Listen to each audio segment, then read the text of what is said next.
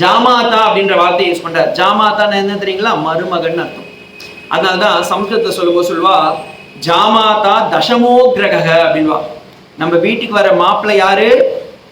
10வது கிரகம். இருக்கிறது 9 கிரகமா, இவர் 10வது கிரகம். அவர் சொல்லும் போது அந்த சுமந்திர சொல்றார் ரிஷ்யசிங்கஸ்து ஜாமாதா.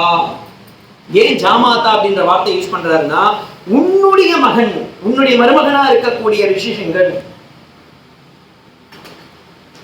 அப்ப சனத்குமார மகரிஷி உங்களுடைய மருமகனாகிய ரிஷிசிங்கரை வைத்து இந்த யாகத்தை செய்தால் உங்களுக்கு புத்திரர்கள் பிறப்பார்கள் அப்படிங்கிறது தெரிஞ்சு போச்சு.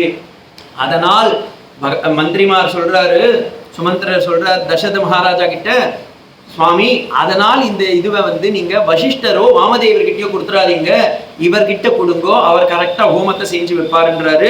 உடனே அப்படியே ஆகட்டும்னு போய் இவர்கிட்ட கேட்கிறாரு. யாரே? வசிஷ்டர் வாமரிஷி கிட்ட. அவங்களும் சொல்றாங்க ததாஸ்துப்பா, நல்லதுதான், நல்லது யார் பண்ணா என்ன, தசரதா உனக்கு நல்லது நடக்கணும் தானே நாங்களும் வேண்டுறோம், அதனால உனக்கு நல்லதுதான் நடக்க போறது, நல்லா நடக்கட்டும், தப்பே கிடையாது. சாந்தாம் சாந்தேன மனசா ராஜா வருஷ தபக ரிஷ்யசிங்கோ மகாதேஜ சாந்தாயா சகபாரியயா. அவரை போய் நீ அழிச்சுட்டு வா அப்படின்றார் வசிஷ்டர்.